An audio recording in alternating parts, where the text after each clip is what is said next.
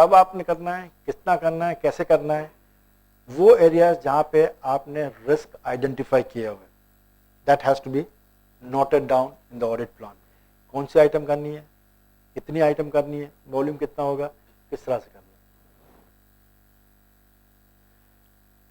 है। Direction and supervision of the staff depends on the size and the complexity of the entity and the areas of audit the person is doing, risk of material misstatement and the capabilities and competence of the staff member. These are the factors. On these basis you इतना लेंदी पे नहीं हो सकता, तो उसके लिए कुछ short forms भी हैं। तो दो चीज़ अभी कवर होंगी, एक तो इनिशियल ऑडिट में एडिशनल काम क्या होगा, सेकंड अगर एसएमई का ऑडिट कर रहे हैं तो उसमें क्या सूरत हाल होगी।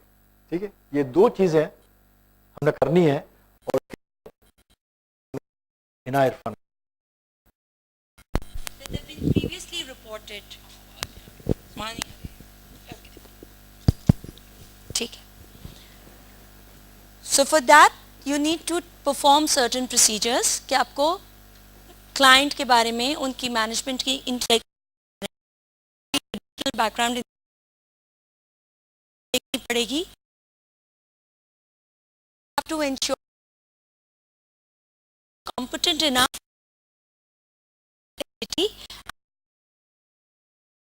additional to consider that you need to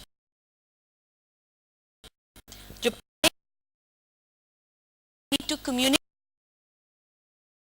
requirement of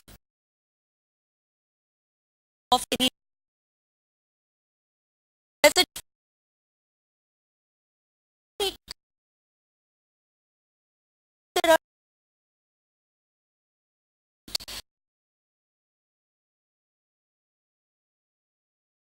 strategy and the overall audit plan for any engagement, whether it is initial or recurring, वो आप ज़रूर करेंगे. But in an initial engagement, the scope is slightly wider because there is no experience related to that client. You've never dealt with those people before, you've never audited that client before, you don't know what is in store for you. So the planning needs to be slightly more comprehensive. There is no carry forward experience, which you can access to the predecessor audit working papers unless prohibited by law. The communication of the predecessor auditor, you decide, you think it is necessary to look into their working papers also, you may request them for the same. Right? So you have to arrange for that also, and you have to expand your background checks and your planning activities, initial planning activities. At the time of acceptance of the engagement also, you can discuss with the management whether there are certain accounting or audit related issues that you need to discuss with them, that you need to consider while carrying out that audit. They would come at the face. आपको खुद को भी पता होगा if there is a change in the reporting environment. If not, you can ask them also, and they would share that experience, because eventually at the end of the audit, it is the plan of both the management and the auditor to carry out an effective audit, right? So you can always discuss with them, and then you have to have some additional procedures in place to audit the opening balances as per ISA 510. जो initial audit engagements के opening balances audit होता है, we need to take that into consideration also. There may be other procedures in place by the firm's internal control also. The practice audit firm might have an engagement quality assurance reviewer, which we call EQR, or they may have certain procedures in which a second partner may be involved, or a senior member may need to review the overall strategy in addition to the engagement partner, so that both of them can confer with each other and decide whether the overall audit strategy would address all the risks, all the identified issues, and all the audit plan that is in place. ठीक है? So this was as far as the additional considerations in initial audit engagement. The rest would be the same as that of a recurring audit. वही overall strategy design होगी, एक overall audit plan design होगा. During the conduct of the audit, if there are additional circumstances, the plan would need to be modified. That process would remain the same. But in initial audit, you need to have certain additional considerations which we've just discussed. Then there are certain considerations when you are auditing a smaller size entity. When the size of the entity does not warrant such high and advanced and detailed planning procedures, then what do we do then? Normally in such an audit, the audit team is very small. Normally the engagement partner and 1 or 2 additional members.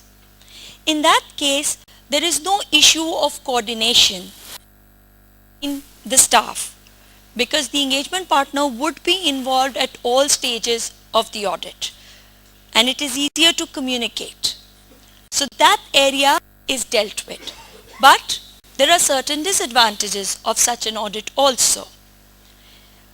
When the audit is conducted by a very small team, you don't need a very complex plan, a very complex audit program.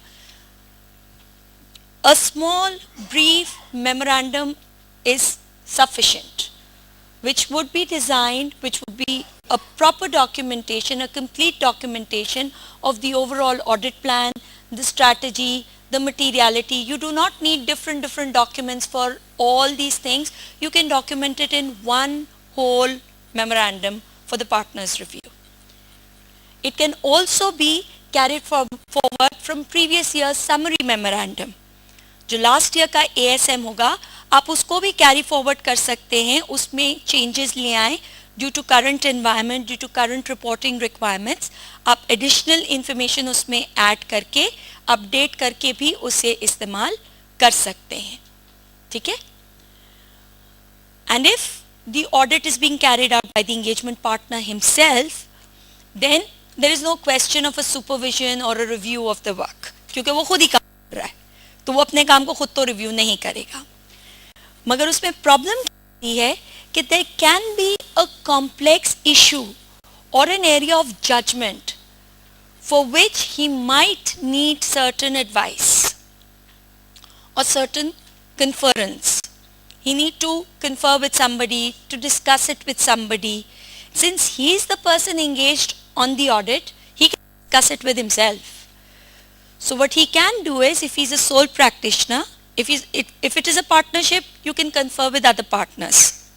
If not, then you can also confer with somebody at the institute, the professional body, so that you get a better picture for the areas which require judgment of it, or there is a complex issue on which certain guidance is needed. You can always go back to the institute, or you can confer it with certain other auditors if there are qualified people in the firm itself. Now, as far as documentation is concerned, we've already discussed that when you're auditing a smaller sized entity, then you do not need to maintain so many documents for each and everything that is going on. One document with all the necessary items would be sufficient for the purpose, for the quality control also. But make sure that everything is addressed in that one document. Nothing is left out. उस पे assessed risk भी हो, materiality भी हो, तमाम चीज़ें उस एक document में आ रही हो, even that would suffice as far as the documentation is concerned. So these were certain things in addition to the planning documents that you need to consider when you are auditing a smaller size entity, or if you are auditing for the very first time. Now we would be looking at the documentation of the other audits, larger sized audits and recurring audits, and for that Mr. Usman is going to take the floor again. Thank you. Okay. No work is carried out unless it is documented. जब तक आप document नहीं करेंगे, there is no evidence that you have carried out the work. So that is the importance of